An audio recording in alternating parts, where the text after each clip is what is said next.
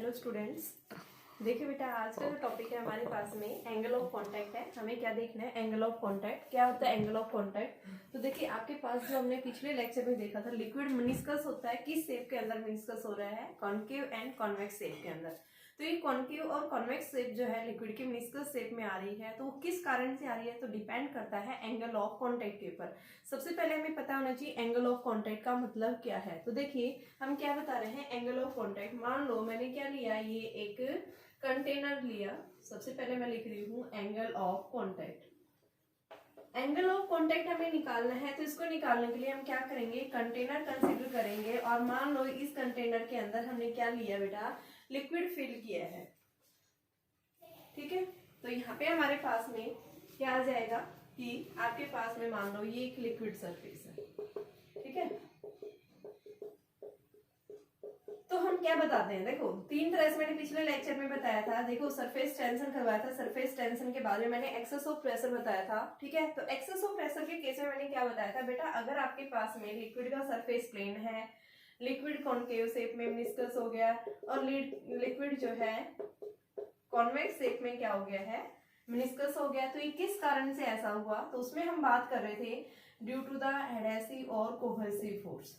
Adhesive और cohesive force की बात कर रहे थे हमने क्या बताया, देखो कि जो ग्लास होता है आपके पास में, ग्लास के साथ में वाटर क्या हो जाता है, glass wets water, but mercury does not wet, mercury does not wet glass. भाई इसका रीजन हमने क्या बताया था कि भाई आपके पास में गिलास जो है वाटर के साथ में वेट्स हो रहा है। क्यों हो रहा है? क्योंकि यहाँ पे इनके बीच में डिफरेंट मॉलिक्यूल्स के बीच में फोर्स जो अट्रैक्शन एग्जर्ट हो रहा है वो क्या है, लार्जर है। लार्जर फोर्स यानी डिफरेंट मॉलिक्यूल्स के बीच में जो फोर्स, अट्रैक्टिव फोर्स जो एग्जर्ट होता है, उस फोर्स को हम क्या बोलते हैं, एडहेसिव फोर्स। इट मींस कि आपके पास में जो ग्लास और वाटर के बीच में जो मॉलिक्यूल्स है, इन मॉलिक्यूल्स के बीच में एडहेसिव फोर्स बेटा क्या है, लार्जर है as comparison to the cohesive force. But mercury जो है ग्लास के साथ में वेट्स नहीं होता। ठीक है, वो जैसे आपको क्या बता रहे हैं कि वाटर वेपर्स जो होते हैं ग्लास के साथ वेट्स कर जाते हैं, बट मरकरी के जो वेपर्स होते हैं वो वेट्स नहीं करते हैं। क्यों नहीं करते हैं? तो उसका रीजन क्या बताएंगे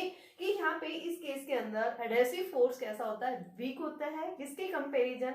कोहेसिव फोर्स इसमें यहाँ ज्यादा होता है। ठीक है, ये वेट्स नहीं करता। अब दूसरा हमें देखना है, हम दूसरे कॉन्सेप्ट से बता सकते हैं, जिसका कॉन्सेप्ट दूसरा क्या है आपके पास में, एंगल ऑफ कांटेक्ट। तो एंगल ऑफ कांटेक्ट के बेस पे आप कैसे बताएंगे? सबसे पहले हमें देखना है कि भाई एंगल ऑफ कांटेक्ट होता क्या है। तो एंगल ऑफ कांटेक्ट आप क्या बताएंगे, it is the angle between the solid surface and liquid surface. मान लो ये आपके पास कंटेनर था, इस कंटेनर की जो वॉल है ये कैसी है, सॉलिड फॉर्म में ही। ठीक है, यहाँ पे क्या है, लिक्विड है। तो लिक्विड सरफेस ने और सॉलिड सरफेस ने क्या बनाया, एक एंगल बनाया है। ये आपके पास में लिक्विड सरफेस है, ये क्या है, सॉलिड सरफेस है।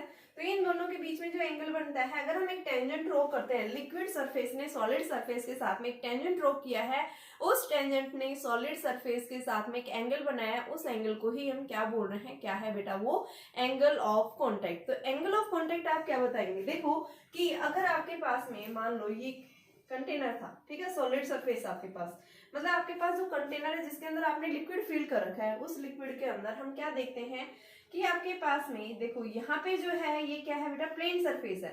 तो लिक्विड सरफेस इस साइड है, सॉलिड सरफेस इस साइड है। ठीक है, तो इन दोनों के बीच में जो एंगल कैसा आ रहा है, 90 डिग्री। तो ये 90 डिग्री हो जाता है। उस केस में हम क्या बता रहे हैं कि लिक्विड किस शेप में मेनिस्कस हो रहा है, प्लेन सरफेस में।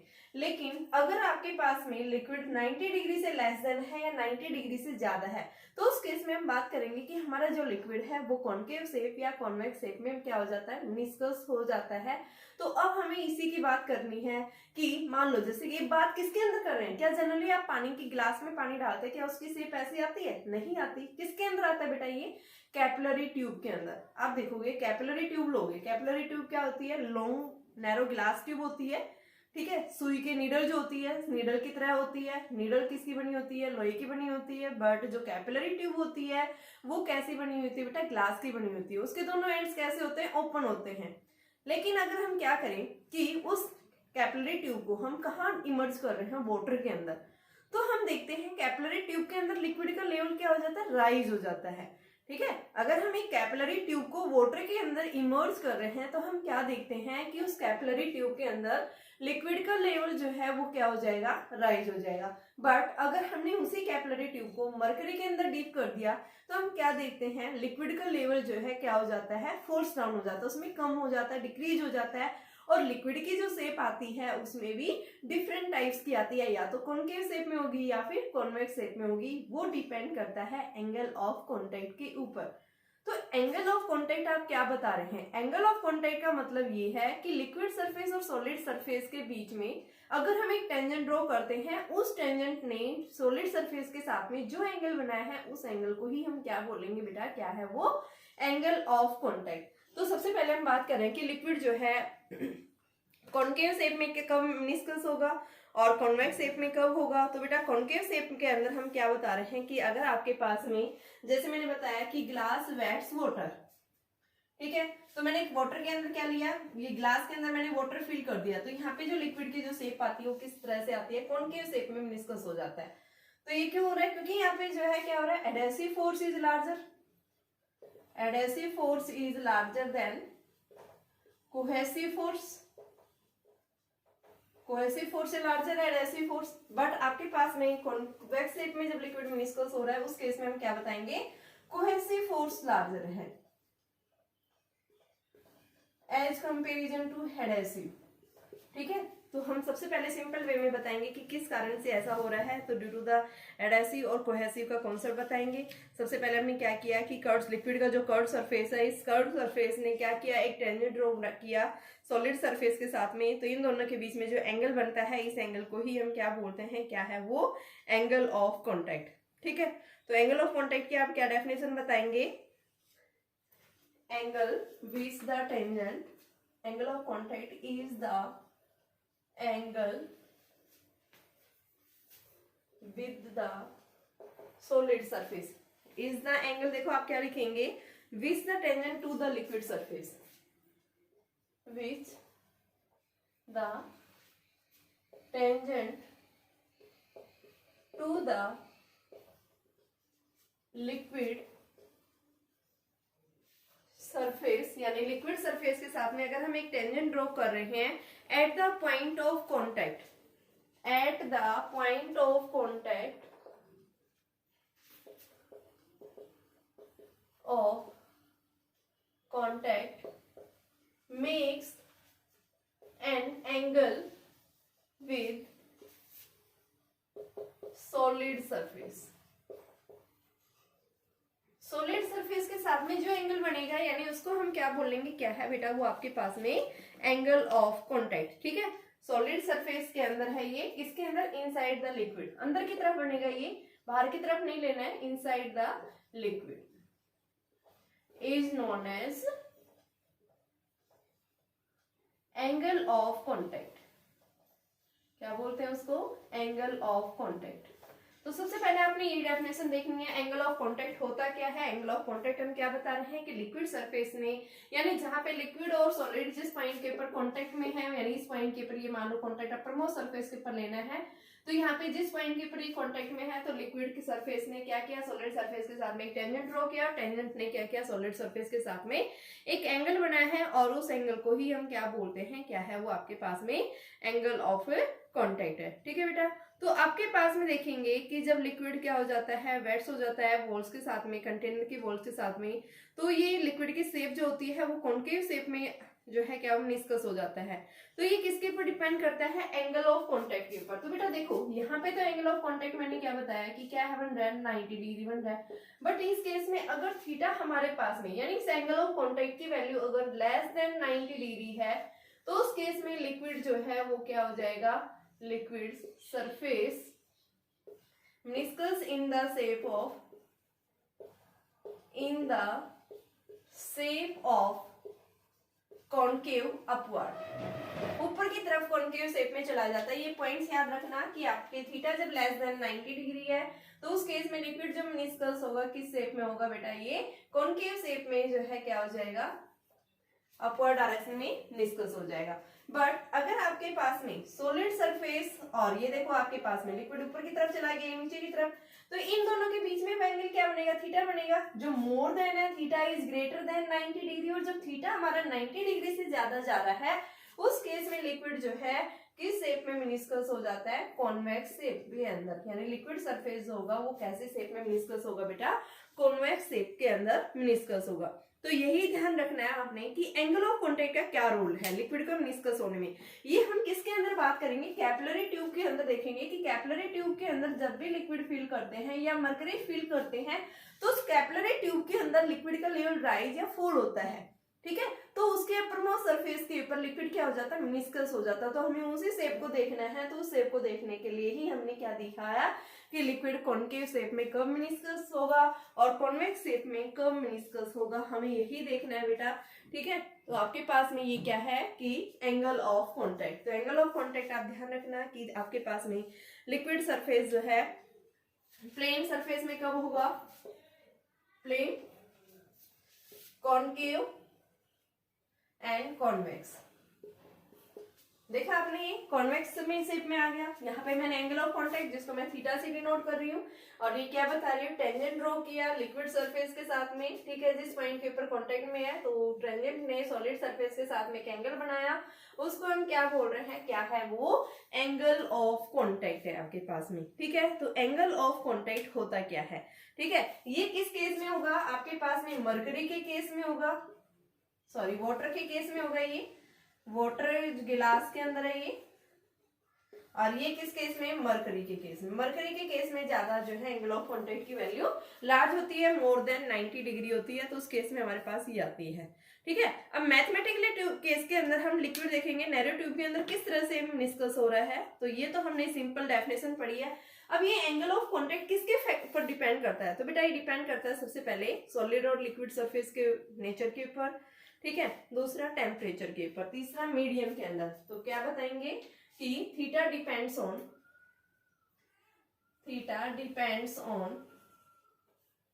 किन किन फैक्टर्स के ऊपर डिपेंड करेगा, नेचर ऑफ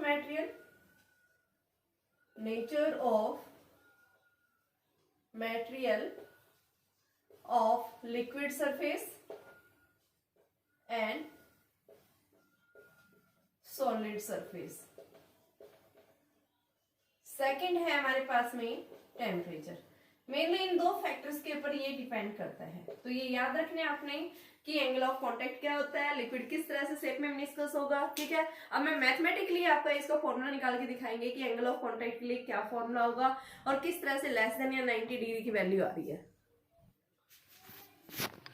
देखिए बेटा, अभी हमने क्या किया था, एंगल ऑफ कांटेक्ट के बारे में पढ़ा था कि एंगल ऑफ कांटेक्ट होता क्या है, किन किन फैक्टर्स के ऊपर डिपेंड करता है। अभी नेक्स्ट टॉपिक आता है कि अगर मैं एक कैपिलरी ट्यूब लेती हूँ तो उस कैपिलरी ट्यूब के अंदर लिक्विड जो है किसी शेप में मिनिस्कस होगा, कॉनकेव या कॉन्वेक्स शेप में मिनिस्कस होगा, तो किस तरह से एंगल ऑफ कांटेक्ट के ऊपर डिपेंड करता है। हमें क्या करना है, इसका एक मैथमेटिकली रिलेशन देखना है, हम उस मैथमेटिकली रिलेशन से उसको वेरीफाई करेंगे।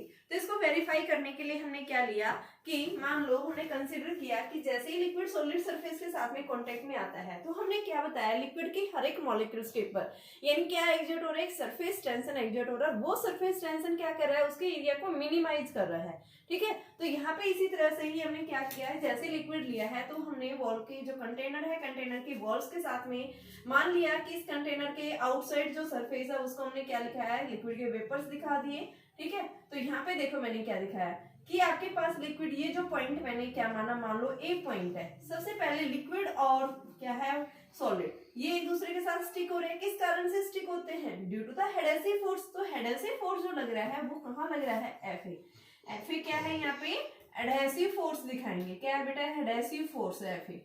अब सेकंड बात कर रहे हैं कि आपके पास में ये सॉलिड सरफेस और लिक्विड सरफेस के बीच में एक सरफेस टेंशन एग्जर्ट हुआ, जिसको मैंने लिखा सिग्मा एलवी। सरफेस टेंशन हमेशा कहाँ एग्जर्ट होता है, मॉलिक्यूल्स के डाउनवर्ड डायरेक्शन के अंदर, ठीक है। तो यहाँ पे मैंने क्या दिखाया, सिग्मा एलवी। लिक्विड और वेपर स्टेट्स के अंदर बीच में जो सरफेस टेंशन एग्जर्ट हो रहा है वो क्या है, sigma LV. Sigma LV means surface tension between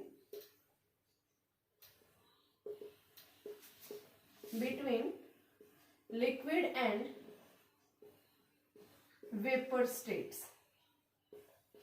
liquid और वेपर स्टेट्स के बीच में आ रही है। नेक्स्ट हमने सिग्मा एसएल लिया। सिग्मा एसएल का मतलब क्या है, सरफेस टेंशन एक्सर्ट हो रहा है किसके बीच में बेटा, surface tension between solid and liquid surface. States ले लो चाहे आप इसको। एंड नेक्स्ट सिग्मा एसवी मतलब क्या है, ये surface tension between solid and vapour states. तो ये वैल्यू हमारे पास में आई है। फिर क्या है, यहाँ पे हेडेसिव फोर्स है। अब देखिए मैंने क्या बताया, एंगल ऑफ कांटेक्ट की बात करी मैंने, थीटा क्या माना, एंगल ऑफ कांटेक्ट है। तो देखो बेटा ये सरफेस टेंशन, इसने एंगल बनाया इसके साथ, तो इसका कंपोनेंट, इसको दो पार्ट्स में डिसॉल्व करेंगे तो सिग्मा एलवी के पास में एक कंपोनेंट होगा LV cos of theta and another component is sigma LV sine of theta which is perpendicular to the solid surface. Solid surface के क्या है, ये परपेंडिकुलर। तो यहाँ पे हम क्या बताएंगे, sigma LV has two components that is sigma LV cos of theta which is parallel to the solid surface and another is the sigma LV sin of theta that is perpendicular to the solid surface.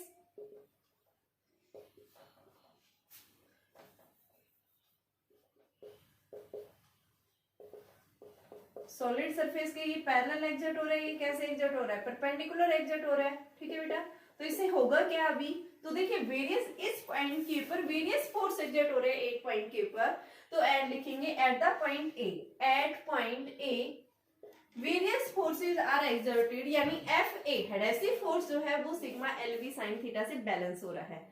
ठीक है, sigma LV से क्या हो रहा है, balance हो रहा है। सिग्मा एसवी किसके इक्वल, यानी हम फर्स्ट लिखेंगे F A is equal to sigma LV sine of theta and another is the sigma S, यानी जितना फोर्स अपवर्ड एग्जर्ट हो रहा है उतना ही फोर्स डाउनवर्ड। तो नीचे की तरफ क्या लग रहा है, sigma L V cos theta plus में सिग्मा एस एल। ठीक है, तो सिग्मा एलवी हमें निकालना क्या है, कोस थीटा की वैल्यू निकालनी है। तो इस कोस थीटा के लिए हम फॉर्मूला रखेंगे, तो कोस थीटा का फॉर्मूला हमारे पास में क्या आ जाएगा, sigma S V minus sigma S L upon sigma L V is equal to cos of theta. तो यानी अब ये जो एंगल ऑफ कांटेक्ट है ये किसके ऊपर डिपेंड कर रहा है, इन सरफेसिस टेंशन के ऊपर डिपेंड कर रहा है। फर्स्ट देखिए, अगर मैं केस फर्स्ट देती हूं, मान लो case first, if sigma S V is greater than sigma S L, कि सॉलिड और वेपर्स के बीच में जो सरफेस टेंशन एक्सर्ट हो रहा है, अगर ये सरफेस टेंशन क्या है बेटा, सॉलिड लिक्विड्स के बीच में जो सरफेस टेंशन एक्सर्ट हुआ है वो क्या है, उससे ज्यादा है, S V, sigma S we का मतलब सॉलिड वेपर्स के बीच में जो सरफेस टेंशन एक्सर्ट हो रहा है इसकी वैल्यू क्या है, लार्जर है as comparison to the solid and liquid surfaces के बीच में। तो हमारे पास में क्या आएगी वैल्यू, कोस थीटा कैसा होगा, positive, that is cos theta will be positive. और कोस, क्योंकि ये वैल्यू ज्यादा है, ये वैल्यू कैसी, स्मॉल है, तो ये ज्यादा में से स्मॉल घटाएंगे तो वैल्यू कैसी आएगी, हमारी पॉजिटिव आएगी। और जब आपके पास कोस थीटा पॉजिटिव आती है, इसका मतलब क्या है कि भाई कोस थीटा की वैल्यू कितने एंगल पे पॉजिटिव होती है, लेस देन 90 डिग्री, कि थीटा 90 डिग्री से लेस होगा, उस केस में हमारे पास में वैल्यू क्या रहेगी, उसकी पॉजिटिव रहेगी। दैट इज, यानी क्या लिखेंगे, theta will be less than 90। और थीटा जब 90 डिग्री से लेस है, यानी कि थीटा आपके पास में क्या हो गया, एक्यूट एंगल आ गया। सॉलिड वेपर स्टेट्स के बीच में एंड सॉलिड लिक्विड्स के बीच में अगर थीटा क्या है बेटा, लेस देन 90 डिग्री है, तो उस केस में हम क्या बताएंगे कि आपके पास में कि जो लिक्विड जो मिनिस्कस होगा, लिक्विड, ब्लैक बोर्ड में दिख रहा है, नहीं दिख रहा है, चलो मैं ऊपर लिख देती हूँ इस लाइन को। तो देखो बेटा, इट मीन्स, यहां से मिटा रही हूं मैं, तो इसका मतलब क्या होगा, theta is less than 90, it means angle of contact is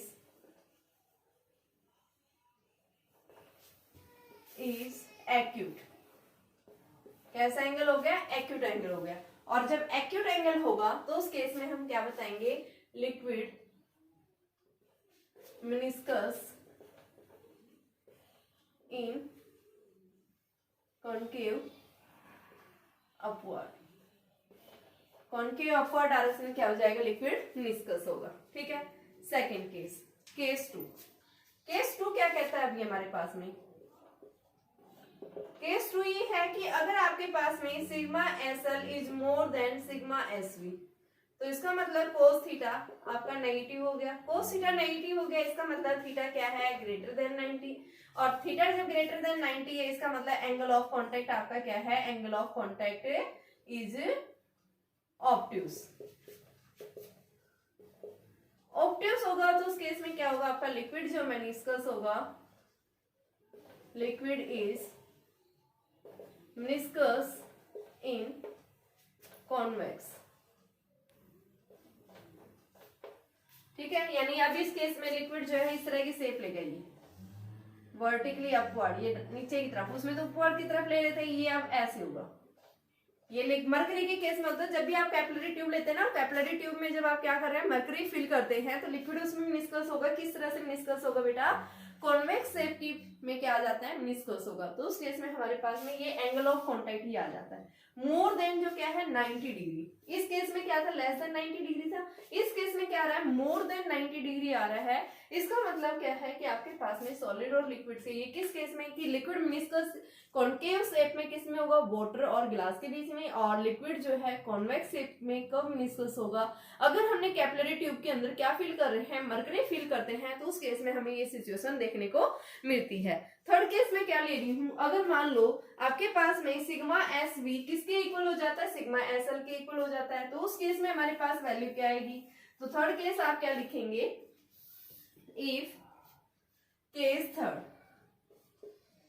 if sigma S we बराबर सिग्मा एस एल, तो कोस थीटा हमारा क्या हो गया?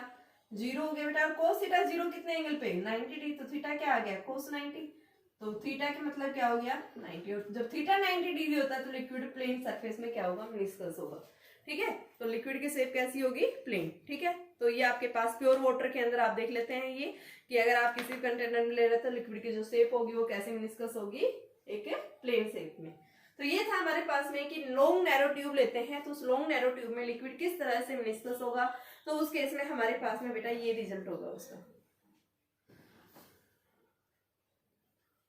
देखिए बेटा नेक्स्ट आता है वेरी वेरी इंपॉर्टेंट, आपके पास में डेरिवेशन है जो 5 मार्क्स के अंदर ये क्वेश्चन जरूर पूछा जाता है। यहाँ से सबसे ज्यादा जो इंपॉर्टेंट थ्योरम है एसेंट फॉर्मूला, कि जब भी आप एक कैपिलरी ट्यूब लेते हैं उस कैपिलरी ट्यूब को लिक्विड में फिल करते हैं, यानी कि लिक्विड में पानी या जब आप फिल कर रहे हैं तो उसमें लिक्विड का लेवल किस कारण से राइज करता है, कि कैपिलरी ट्यूब में लिक्विड का जो लेवल राइज होता है कितनी हाइट तक राइज करेगा और क्यों राइज करेगा। अब हमें क्या करना है? उसका रीजन ढूंढना है, उसकी डेरिवेशन करनी है। और जो हमारे पास में ये जो हाइट का लेवल आता है, भाई इतनी हाइट तक लिक्विड का लेवल राइज होगा, जो डेरिवेशन निकलेगी यानी उसी फॉर्मूले को ही हम क्या बोलते हैं? क्या है वो? Ascent formula. तो एसेंट फॉर्मूला का मतलब क्या है कि अगर आप एक कैपिलरी ट्यूब ले रहे हैं और उस कैपिलरी ट्यूब को अगर आपने वाटर के अंदर इमर्ज किया तो उस कैपिलरी ट्यूब के अंदर लिक्विड का लेवल राइज हो जाता है। सबसे पहले किस कारण से राइज हुआ, भाई कितनी हाइट तक राइज होगा, क्यों राइज होगा, ये सब हमें अब इस डेरिवेशन यानी इस इक्वेशन के अंदर, इस फॉर्मूले के अंदर ड्राइव करना है।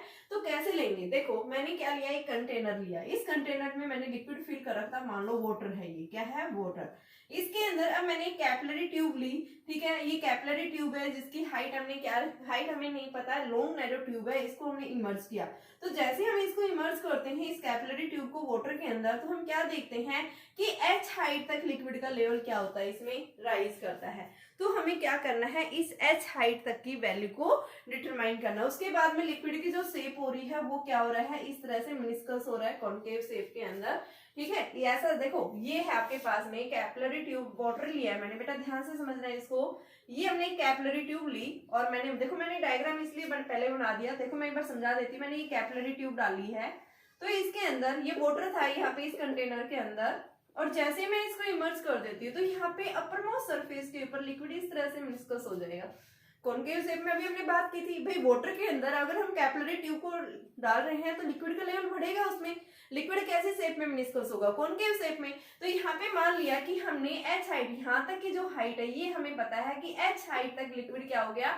राइज कर गया। तो ये क्यों राइज हुआ, किस कारण से राइज हुआ है? सबसे पहले हमें ये देखना है कितनी हाइट तक लिक्विड का लेवल राइज होगा।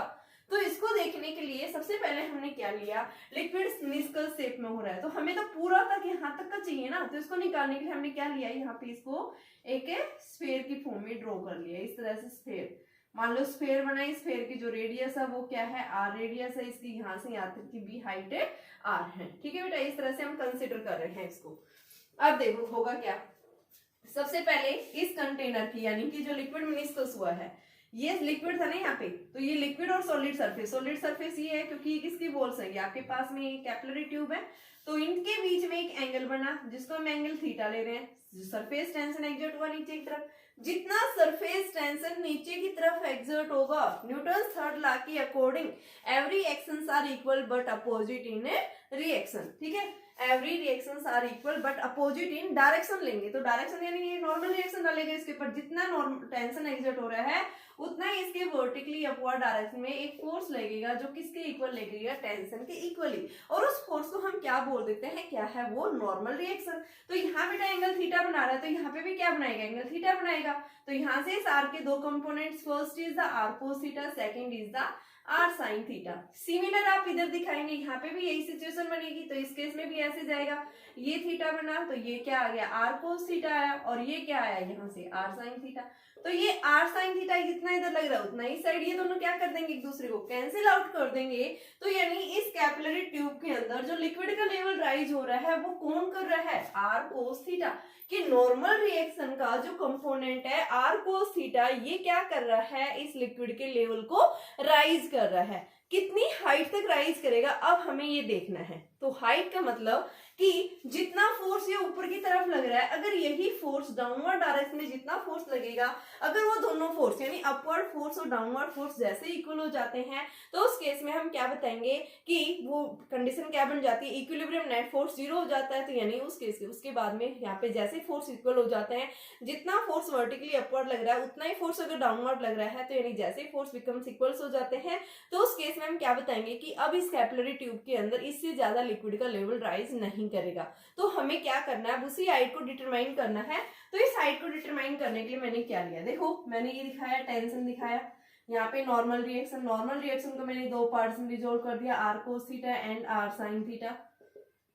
सिमिलर मैंने टी यहाँ लिया, ये एंगल थीटा बना रहा है, ये एंगल थीटा बनाएगा, टी किसके इक्वल आ गया, आर, तो R cos theta and another is R sine theta, sine theta, दोनों कैंसिल आउट हो गए। ठीक है, तो ये आर कोस थीटा के कारण लिक्विड का लेवल पहले क्या होगा, यहाँ पे राइज होगा। ठीक है, सबसे पहले इतना समझ में आ गया होगा। सबसे पहले बताइए, तो ऊपर की तरफ जो फोर्स लग रहा है, तो क्या बताएंगे कि आपके पास में टी कोस थीटा जो है वो क्या कर रहा है, acts at every point of the meniscus in upward direction. सबसे पहले क्या लिखेंगे यहाँ पे, ये मैंने रफली आपको समझाने के लिए किया था, अब मैं इसकी थ्योरेटिकल कॉन्सेप्ट हम ऐसे निकालेंगे। तो यहाँ पे क्या लिखेंगे, आर किसके इक्वल है बेटा, टी के इक्वल, तो हम क्या लिखेंगे, टी कोस थीटा लिख सकती हूँ, T cos theta acts vertically upward at every point of liquid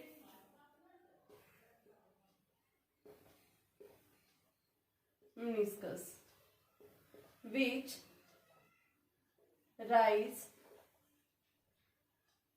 liquid in upward, जो क्या कर रहा है, लिक्विड को ऊपर की तरफ राइज कर रहा है।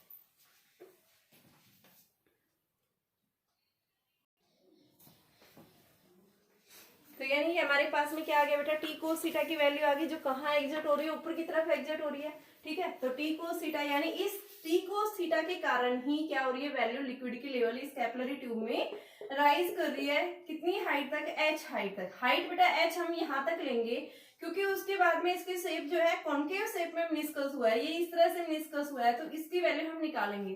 तो इसको निकालने के लिए हम क्या बताएंगे, सबसे पहले मैंने बताया कि भाई लिक्विड का लेवल इस कैपिलरी ट्यूब में राइज कर रहा है, किस कारण से कर रहा है, due to the T cos theta. और ये टी कोस थीटा लिक्विड के हर एक पॉइंट्स के ऊपर एग्जर्ट हो रहा है, ऊपर की तरफ एग्जर्ट हो रहा है, इसके कारण लिक्विड का लेवल क्या होगा, राइज होगा। लेकिन दूसरा कंपोनेंट टी साइन थीटा जो है, इसका कोई रोल नहीं है यहाँ पे, ये क्या हो रहा है, क्योंकि दोनों साइड से इक्वली एग्जर्ट हो रहा है, तो यहाँ पे हम क्या बताएंगे, इसका यहाँ पे कोई रोल नहीं है लिक्विड के लेवल को राइज करने के लिए। तो टोटल वर्टिकली अपवर्ड डायरेक्शन में देखो, हमने पूरे के ऊपर निकालने के लिए, लिक्विड मिनिस्कस हुआ था तो हमने पूरे के ऊपर निकालने के लिए हमने यहाँ से क्या किया, एक सर्कल ड्रॉ कर लिया, एक हेमिस्फीयर बना दिया। तो इस जो सर्कल बन रहा है आपके पास में, इस सर्कल के ऊपर हर एक पॉइंट्स के ऊपर टोटल फोर्स ऊपर की तरफ कितना लग रहा है, तो हम क्या लिखेंगे, वर्टिकली अपवर्ड फोर्स जो एग्जर्ट हो रहा है वो टोटल वर्टिकली अपवर्ड फोर्स इस सर्कुलर मिनिस्कस के ऊपर कितना एग्जर्ट हो रहा है, तो क्या लिखेंगे, total vertically upward force, upward force acts at the circular, जो आपके पास में सर्कुलर शेप बन रही है, ठीक है, इस सर्कुलर शेप में सर्कुलर मिनिस्कस में लिख दो act on the circular meniscus, लिख दो act on the circular meniscus.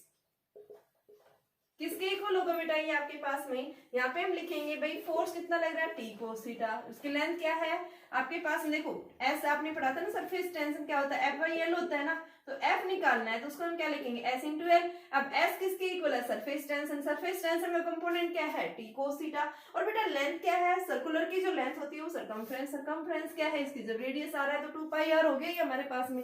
तो ये क्या आ गया कि ऊपर की तरफ फोर्स लगा है वो कितना लग रहा है, टी कोस थीटा इंटू में 2 पाई आर के इक्वल आया, ठीक है।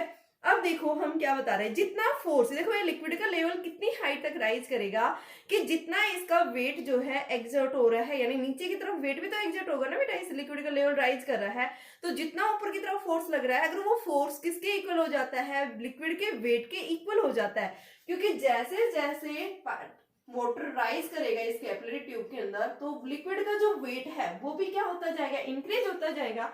एक कंडीशन ऐसी आएगी कि यहाँ पे ऊपर की तरफ जो फोर्स लग रहा है, फोर्स क्या है, T cos theta into 2 pi R, अगर ये किसके इक्वल हो जाता है, इस लिक्विड के वेट के इक्वल हो जाता है, तो उस केस में हम क्या बताते हैं कि हमारी जो ट्यूब है, यानी हमारा जो ये लिक्विड का लेवल जो है अब उससे ज्यादा राइज नहीं होगा, बैलेंस हो जाता है, ठीक है। तो हम क्या बता रहे हैं कि वेट जो है लिक्विड का जो वर्टिकली डाउनवर्ड एग्जर्ट हो रहा है अगर वो इक्वल हो जाए वर्टिकल फोर्स के इक्वल, तो उस केस में लिक्विड का लेवल राइज होना बंद हो जाएगा, ठीक है। तो क्या बताएंगे कि as the liquid rise, as liquid rise in the capillary tube,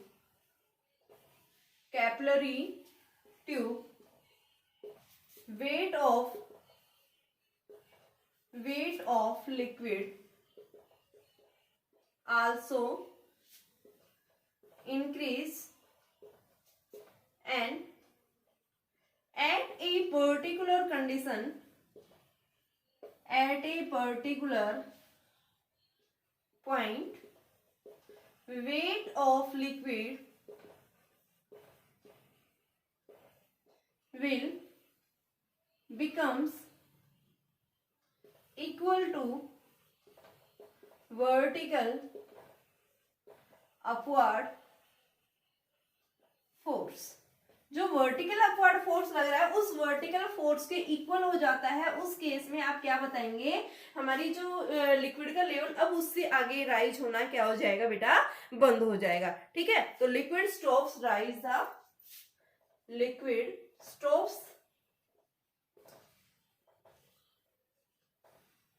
stops rise in tube, liquid rise होना बंद हो जाएगा उस केस में। जैसे ही दोनों फोर्स इक्वल हो जाते हैं, जितना फोर्स ऊपर की तरफ लग रहा है उतना ही फोर्स अगर नीचे की तरफ लग जाता है उस केस में राइज होना बंद हो जाएगा। तो हमारे पास में यानी हम क्या देखेंगे भाई, उसका वेट क्या है लिक्विड का, ट्यूब का, तो उसका वेट निकालेंगे। तो वेट निकालने के लिए हम क्या लिखेंगे, वेट ऑफ द लिक्विड निकालेंगे। अब तो यहां से हमें क्या निकालना है, wait of liquid, wait of liquid. Liquid का वेट जो है वो किसके इक्वल होगा बेटा, mg होगा। और m क्या है, मास, मास क्या होता है, वॉल्यूम इनटू डेंसिटी। मान लो लिक्विड की डेंसिटी हमने क्या ले रखी है, रो ले रखी है। अब हम वॉल्यूम कैसे निकालेंगे, अब बात आती है वॉल्यूम। तो लिक्विड के अंदर वॉल्यूम, कैपिलरी ट्यूब के अंदर इस लिक्विड का वॉल्यूम कितना राइज हुआ है, तो क्या लिखेंगे, volume of liquid in capillary tube, तो इस कैपिलरी ट्यूब के अंदर वॉल्यूम क्या होगा, तो टोटल वॉल्यूम देखना है। एक तो वॉल्यूम एच हाइट तक हो गया, यहां से यहां तक एच हाइट हो गया। दूसरा आपके पास ये देखो, इसको मान लो आपने नाम दिया ए बी सी डी। इस ए बी सी डी के अंदर इस रीजन में कितना, तो ए बी सी डी का टोटल नहीं है क्योंकि हमारा तो लिक्विड ये मिनिस्कस हमें तो इस पोर्शन का ओनली इस रीजन का चाहिए। भाई आपका लिक्विड ऐसे मिनिस्कस हुआ है और ये हमने इसको निकालने के लिए, वॉल्यूम निकालने के लिए हमने इस तरह से क्या किया था, एक ये रीजन कंसीडर किया था। मैंने इसको नाम दिया ए बी सी डी। अगर मैं क्या करूं, यहां से यहां तक इस टोटल सिलेंडर, ये ए बी सी डी एक सिलेंडर बन रहा है, इस सिलेंडर में से अगर मैं एक हेमिस्फीयर है, देखो मुझे तो इस रीजन का वॉल्यूम चाहिए, ये जो यहाँ पे लिक्विड मिनिस्कस हुआ है इसका वॉल्यूम चाहिए, तो मैं क्या करूंगी भाई, टोटल सिलेंडर का वॉल्यूम जो है ए बी सी डी जो सिलेंडर बन रहा है, इसकी रेडियस भी आर है, इसकी हाइट भी आपको आर दिखा रखी है, तो इस सिलेंडर का जो वॉल्यूम होगा टोटल, उस टोटल वॉल्यूम में से अगर आप इस हेमिस्फीयर का वॉल्यूम क्या कर दे, घटा दे। हेमिस्फीयर यही है आपके पास में, इस हेमिस्फीयर के वॉल्यूम को क्या कर दे, सब्ट्रैक्ट कर दे, तो आपके पास टोटल आ जाएगा। तो हम क्या लिखेंगे, volume of the cylinder, volume of cylinder at height h and radius क्या है r, प्लस में volume of cylinder A B C D, क्योंकि हमें तो कॉन्केव जो है उसकी रीजन इसका चाहिए, तो ए बी सी डी जो वॉल्यूम है उसमें से आप क्या कर दो, वॉल्यूम ऑफ हेमिस्फीयर वो सब्ट्रैक्ट कर दो, आपके पास ये वैल्यू आ जाएगी। तो इसकी वैल्यू को निकालने के लिए हम क्या करेंगे, यहाँ से देखो मैं नीचे वाला ये डायग्राम मिटा रही हूँ यहाँ से, तो इसका जो वेट है ना, ये डाउनवर्ड जितना वेट एग्जर्ट हो रहा है एक जगह पॉइंट पे मिलेगा, जितना वेट डाउनवर्ड एग्जर्ट हो रहा है उतना ही वेट वर्टिकली अपवर्ड, जैसे ही फोर्स इक्वल हो जाता है उस केस में लिक्विड का लेवल राइज होना बंद हो जाएगा। तो आपके पास में वैल्यू देखो क्या आ जाएगी, तो यहाँ पे हम वॉल्यूम लिखेंगे, सिलेंडर का वॉल्यूम क्या होता है, पाई आर स्क्वायर एच हो गया आपके पास, इतनी हाइट तक का आर रेडियस की एच हाइट थी, प्लस में volume of the cylinder A B C D, तो क्या हो जाएगा, पाई आर स्क्वायर इंटू में आर माइनस 1/2, क्या है ये हेमिस्फीयर, हेमिस्फीयर का यानी स्फीयर का हाफ, तो इस वजह से मैंने क्या कर दिया, यहाँ से हाफ से मल्टीप्लाई कर दिया। और बेटा स्फीयर का जो वॉल्यूम होता है 4/3 पाई आर क्यूब, तो 4/3 पाई आर क्यूब, उसका हाफ ले लिया, हेमिस्फीयर का आ गया, तो ये वैल्यू क्या आ जाएगी, pi are square h plus में pi r cube minus 2/3 pi r cube. इसको जब आप सोल्व करेंगे, pi are square h plus में 3 पाई आर स्क्वायर यानी क्या हो गया आपके पास में, ये क्यूब है बेटा, 3 पाई आर क्यूब में से 2 पाई आर, तो पाई आर क्यूब अपॉन में 3, ये आ गया हमारे पास में वॉल्यूम आ गया, पाई आर स्क्वायर एच प्लस में पाई आर क्यूब। अब यहाँ से अगर हम आर स्क्वायर को कॉमन ले लें तो ये हमारे पास में क्या बच जाएगा, आर स्क्वायर, पाई को भी ले लो बाहर, पाई आर स्क्वायर आ गया, तो एच प्लस r/3, ये हमारे पास में क्या आ गया, वॉल्यूम आ गया लिक्विड का। ठीक है, अब हमें क्या देखना है, उसकी मास देखना है, मास क्या हो गया, वॉल्यूम इनटू डेंसिटी, तो आपके पास में मास जो है यानी कि volume of the liquid, weight ले रहे थे ना, वेट ऑफ mg, m क्या होगा वॉल्यूम, वॉल्यूम क्या होगा,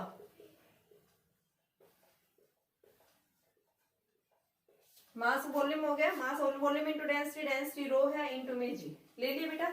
अब दोनों को आप क्या कर दो, इक्वेट कर दो, तो इक्वेट करेंगे तो उस केस में हमारे पास में वैल्यू क्या आ जाएगी, वो वैल्यू अब हमें निकालनी है। तो एट द इक्विलिब्रियम कंडीशन, ये मैं मिटा रही हूं यहां से, at the equilibrium condition, at the equilibrium condition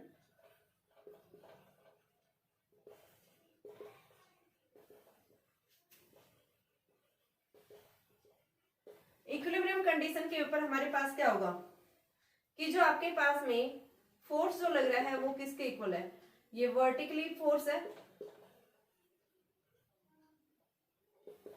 वो किसके इक्वल होगा, वेट ऑफ लिक्विड, तो वर्टिकली जो फोर्स लग रहा है वो किसके इक्वल है, T cos theta into 2 pi r, weight किसके इक्वल है, pi are square h plus r/3 rho g, value रख दी है बेटा ये सारी वैल्यू हमने। ठीक है, H प्लस में आर रो जी वाली सारी रख दिया, pi are square into h plus are by 3 rho g आ गया, और इस साइड क्या रख दिया, टी कोस थीटा वैल्यू रख दी। अब हमें निकालना क्या है, यहाँ से एच निकालना, तो इस टर्म को हम सबको एज इट इज रहने देते हैं, एच प्लस आर बाई 3 को, और इस टर्म को हम इधर ले आते हैं, 2 pi r T cos theta upon में pi are square rho g, pi से पाई कैंसिल, आर से आर कैंसिल, तो ये क्या बन गया 2t cos theta are rho ji.